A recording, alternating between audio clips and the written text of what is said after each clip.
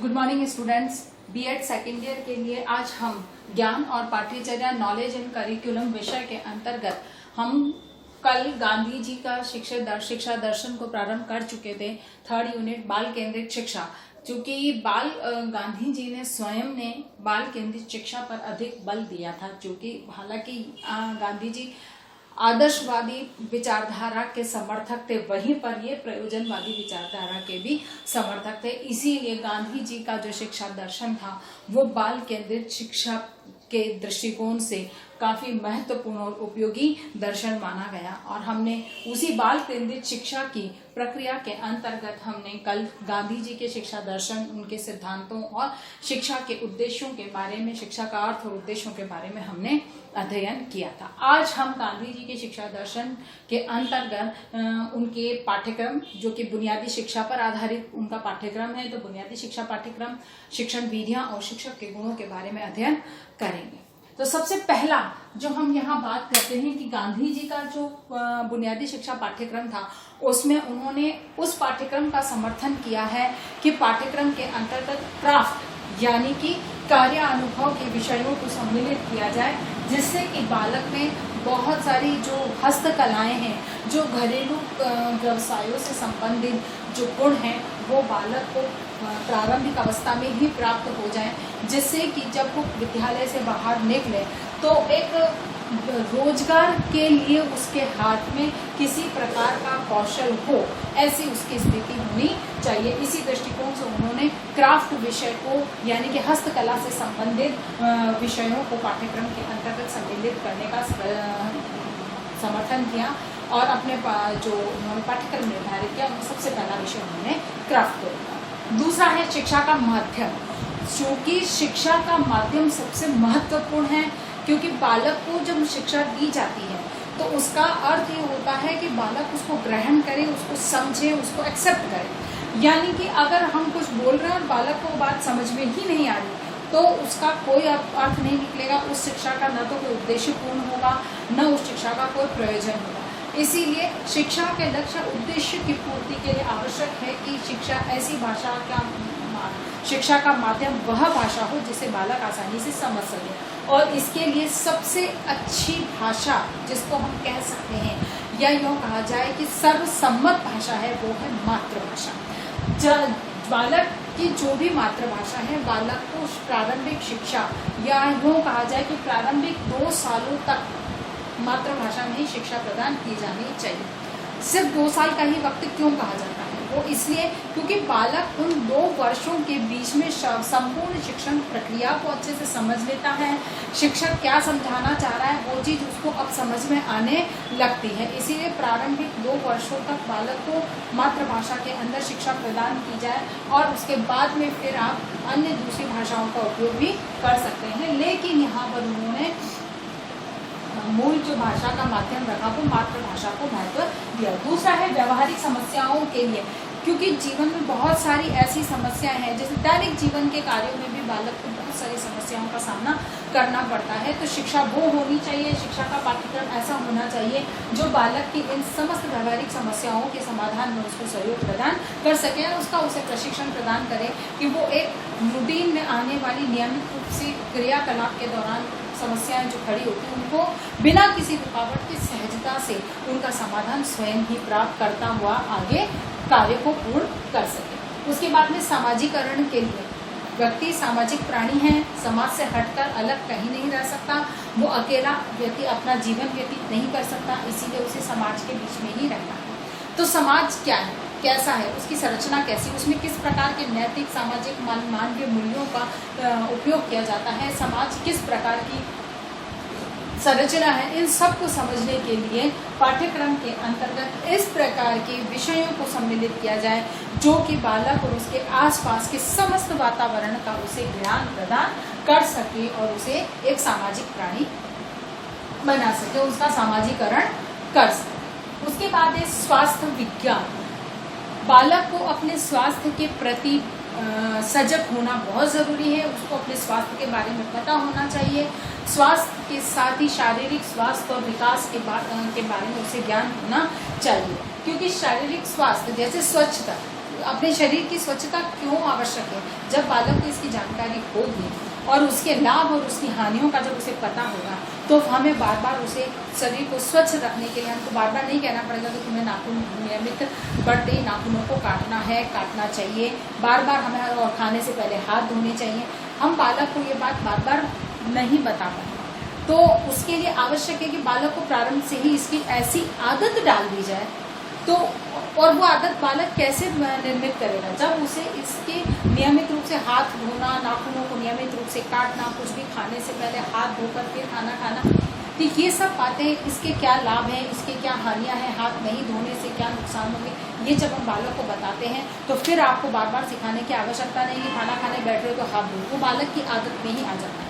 इसीलिए स्वास्थ्य विज्ञान का जो एक सामान्य जानकारी है बालक को अपने शारीरिक विकास और शारीरिक प्रगति के लिए, शारीरिक क्षमताओं के विकास के लिए, तो उसका ज्ञान बालक को पाठ्यक्रम के अंतर्गत ऐसे विषय सम्मिलित हो जिसमें कि स्वास्थ्य विज्ञान की जानकारी बालक को प्राप्त हो सके। उसके बाद है सामान्य ज्ञान, क्योंकि अपने आसपास के वातावरण को, समाज को, प्रकृति को समझना बालक के लिए बहुत अनिवार्य है। इसीलिए ऐसे विषयों को सम्मिलित किया जाए जो बालक को अपने पर्यावरण या आसपास वातावरण और समस्त प्रकार के सामान्य ज्ञान को प्रदान कर सके।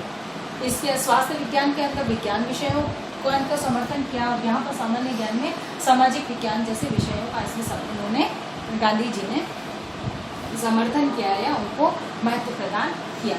शिक्षण विधियों की जहाँ बात आती है, क्योंकि पाठ्यक्रम निर्धारित हो जाता है तो उसको आगे बढ़ाने के लिए शिक्षण विधियों की आवश्यकता होती है। उन्होंने शिक्षण विधियों का जो बताई हैं उनमें सबसे पहला अनुभव के द्वारा सीखना। निश्चित है कि बालकों को कार्य बालक खुद करेगा और खुद करके जो अनुभव प्राप्त करता है उससे जो उसे ज्ञान प्राप्त होता है वह ज्ञान स्थायी ज्ञान होता है। इसीलिए बालक को अनुभव के द्वारा सीखने का अवसर प्रदान किया जाए, अर्थात अनुभव प्रदान करे ऐसी शिक्षण, क्रियात्मक शिक्षण विधियों का उपयोग होना चाहिए। फिर दूसरा है क्रिया के द्वारा सीखना, कि बालक किसी भी चीज को केवल सैद्धांतिक रूप में नहीं, उसको किसी भी प्रकार के प्रयोग या कार्य के द्वारा कार्य करके फिर सीखे, ऐसी शिक्षण क्रियात्मक विधियों का उपयोग होना चाहिए। उसके बाद में सीखने की प्रक्रियाओं में समन्वय, सीखने की जो भी प्रक्रियाएं उनको अपनाई जाती हैं उनमें आपस में समन्वय होना जरूरी है। अर्थात कि यहाँ पर बालक जैसे कोई एक प्रयोग कर रहा है तो उस प्रयोग के अंदर जितने भी संसाधनों का उपयोग कर रहा है और जिस शिक्षण विषय वस्तु का उपयोग कर रहा है, मतलब जिस विषय वस्तु को समझने के लिए वो प्रयोग कर रहा है, सभी में एक उचित समन्वय होना चाहिए, आपस में समायोजन या सह संबंध हम कह सकते हैं। उसके आधार पर उसको सीखने का संपूर्ण अवसर उसे प्रदान किया जाना चाहिए। अर्थात यहाँ पर सीखने की जितनी भी क्रियाएं हैं उनमें सह संबंध और समन्वय की विधि का उपयोग होना चाहिए। उसके बाद शारीरिक अंगों का विकासपूर्ण प्रयोग, यानी कि शारीरिक अंगों का प्रयोग होना बहुत अनिवार्य है, क्योंकि गांधी जी का जो सिद्धांत था वो 3H है, 3H के साथ में 4H, चौथा H और जोड़ दिया गया। उस हिसाब से हेड, हैंड एंड हार्ट ये तो है ही है कि इनके शारीरिक अंगों का, क्योंकि जब तक उसके दिमाग में कोई बात नहीं फिट होगी, उसको मन नहीं होगा, तब तक वो कार्य नहीं करेगा, तब तक उसके बाद विषय के प्रति उसके दिमाग में कोई बात फिट नहीं होगी, और जब तक खुद कुछ करके नहीं देखेगा तो उसका मन या उसकी रुचि उसके प्रति उत्पन्न नहीं होगी। अर्थात कि शारीरिक अंगों के विकास के लिए, यानी कि कार्य क्रियात्मक प्रक्रिया जो है वो बालक को करवाई जानी चाहिए। जैसे कोई कार्य कर रहा है तो बालक शारीरिक अंगों का विकास कैसे, उस कार्य को करने के लिए उसमें क्षमता का विकास होता है, उसकी जो कार्य करने की जो प्रक्रिया है उसके बारे में उसे पूरी जानकारी प्राप्त होती है, और उसी के आधार पर उसके शारीरिक अंग उन कार्यों को करने की योग्यता और यह कहा जाए कि विशेषज्ञता को हासिल करते चले जाते हैं। इसीलिए शारीरिक अंगों के विकास पूर्ण प्रयोग, जिनमें कि ऐसे प्रयोग जिनमें कि उसको शारीरिक अंगों का उपयोग करना आवश्यक हो जाता है, ऐसी शिक्षण विधियों का उपयोग होना चाहिए। उसके बाद में है मनसा वाचा कर्मणा से सहसंबंध। मनसा वाचा कर्मणा यानी कि मन, वचन, कर्म जिसको हम कहते हैं, तो इसको स्पष्ट बालकों की भाषा में अगर बात करें तो बालक की रुचि, योग्यता और क्षमता के अनुसार जो है उसकी इस प्रकार की शिक्षण विधियों का उपयोग हो जिसमें कि बालक मन, कर्म और वचन के संबंध में मन से, अपनी इच्छा से, अपनी रुचि से, अपनी योग्यता से उस विषय वस्तु को सीखने में सहयोग प्रदान कर सके या सीखने के लिए तत्पर हो सके।